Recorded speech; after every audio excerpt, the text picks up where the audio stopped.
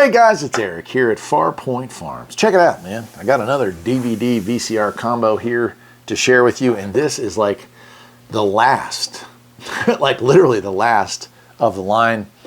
Funai, I'm not sure how to pronounce it, but this is the maker of most of the VCRs you're going to find on the market post-2010. The big players like Sony and such got out of the market right around then. But this one, they stuck around, and they added some pretty cool features. This one is a DVD recorder, 4-head hi-fi VCR. No digital tuner on this, although they did make a model that had a digital tuner as well, which is really cool because you could tape over the air new digital signals. But this one's pretty nice. Front also has a AV in, but it also has S video in, which is also nice. So if you had a, like I had a high 8 camcorder, not digital 8, but high 8 that I filmed some of the first videos on this channel with. Actually, I had a VHS player. I filmed the first video I put on this channel. But anyway, that high 8, it had S video, and so you'd get a much crisper picture if you wanted to do some recording from high 8 tape to DVD. Now this one has got controls on the front for both the VCR and the DVD player here. And then what really makes this one stand out, and of course it did come with a remote, which is also nice because it's really hard to find remotes for these things. This one looks really clean and has all the functions on it. What's really cool though about this one is back here, and that is that it has an HDMI output.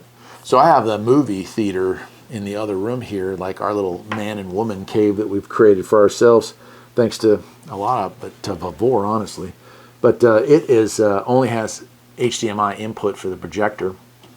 So I still have some tapes and DVDs that I like to watch. So I went ahead and picked up a really long, like a 20-foot HDMI cord. I'm going to plug this one in on one end and the other end to the projector. It also has a fan. I don't recall ever seeing a VCR or DVD player that had a built-in fan, but apparently this one creates some heat when recording or something, who knows. So it's got a fan on there. It has digital out, coaxial digital out. It has audio out, which is nice. S video out. So again, if you're looking at an older, so you know, CRT television sets are all about done for. My last one died last year, no, 2 years ago now, and I loved it, man. It was a VCR DVD combo as well, 25-inch, great television set.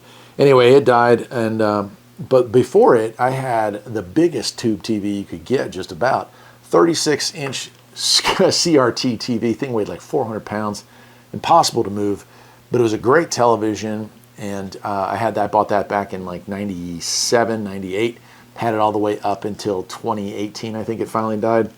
And of course had no value really. But it had S video in, which was cutting edge at the time. No component in on that, but S video, and the difference between AV, you know, just regular coaxial AV lines and S video is pretty significant, especially when watching tapes. It's really nice. So if you have an older console TV that still has S video in, that's a great way to look at it. So it has input and output on the back as well for S video. Has component video out as well. And then we have audio and video in and out here with just regular RCA cabling. So if I wanted to hook this to a non-HDMI TV set, you certainly can. But the big benefit of this VCR in particular is that you can hook it to a nice modern television set. It does some other stuff. Of course, it is HDMI out, but it is a video recorder and player. It does have progressive scan built in, so it upscales. And it is JPEG, so you can watch, if you put a disc in there, you can watch, you know, pictures and stuff like that. DVD player, of course, Dolby surround sound.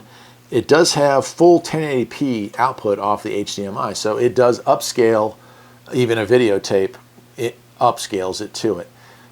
That's not going to make what you have better. Like VHS is VHS. If it looks like it, you know, is a little grainy or a little, I think it's a little hazy. It's like me without my glasses on.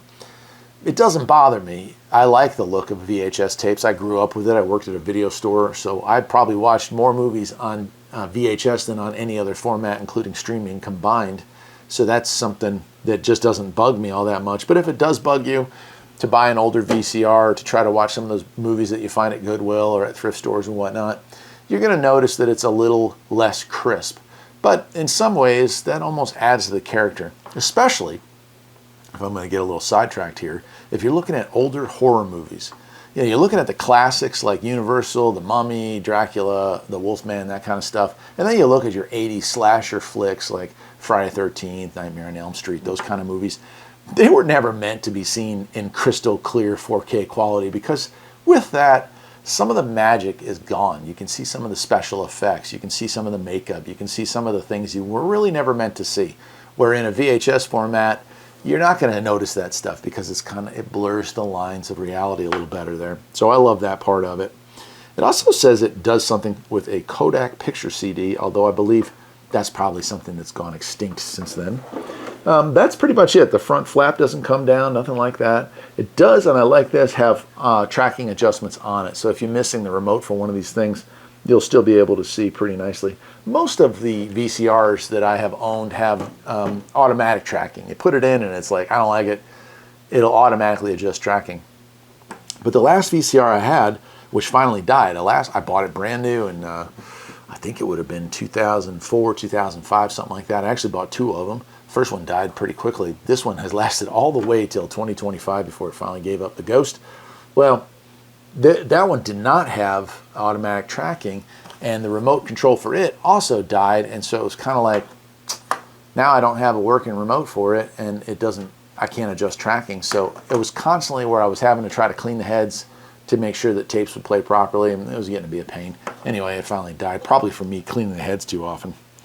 Well, that's it. Let's go ahead. I'm going to hook this thing up, and you're going to see what a VHS tape looks like on a 100-inch screen, because that's what this projector is projecting, 100 inches. So bigger than a VCR, or videotape was ever made to project. I think the resolution on a videotape is 320 by 240. I might be wrong on that. I know they call DVDs are 480, but I'm not sure on VHS. And they were lower than regular television resolution. I know that for a fact.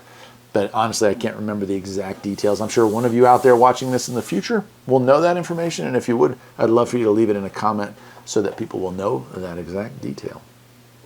Let's go ahead and hook it up, and I'll show you the entertainment system. A little bit of old and a whole lot of new. Let's do it. All right, well, we've got it all hooked up, and you are about to see how well an upscaled VHS tape looks on a 100-inch screen. So let me kill the lights and we'll see what we can do. And there it is. Got to be real careful with copyright stuff, but not bad for a VHS tape on a 100-inch screen. Definitely a doable signal. And here it is in its 4:3 aspect, the correct aspect ratio for this. Let's hit play. We'll see what we got. So again, not bad at all. Honestly, at a 100-inch screen, this is a 2-hour SP mode tape, and it is a store-bought copy. It's not a recording off of the air. I obviously can't play a whole lot of what's going on here, but yeah, definitely viewable. Cool. All right, well, there it is. Got myself a brand new VCR in studio / man and girl cave, and I am happy. Till next time, my friends, take care.